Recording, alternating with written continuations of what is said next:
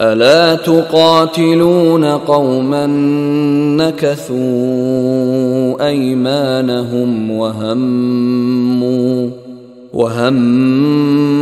بإخراج الرسول وهم بدؤوكم أول مرة أتخشونهم فالله أحق أن تخشوه إن كنتم مؤمنين الا تقاتلون قوما نکثوا ایمانہم، کیا ہو گیا تمہیں؟ تم جنگ نہیں کرنا چاہتے ایسی قوم سے جنہوں نے اپنے عہد کو توڑا؟ معاہدہ انہوں نے توڑا ہے، مسلمانوں نے تو نہیں توڑا، نہ مسلمانوں کے حلیف قبیلے نے توڑا، انہوں نے وعدہ جو کیا تھا اس کو توڑا ہے۔ تو کیا ہو گیا تمہیں؟ شرافت کی وجہ سے یا بزدلی کی وجہ سے یا منافقت کی وجہ سے یا اور کسی سبب سے تم ان سے جنگ نہیں کرنا چاہتے؟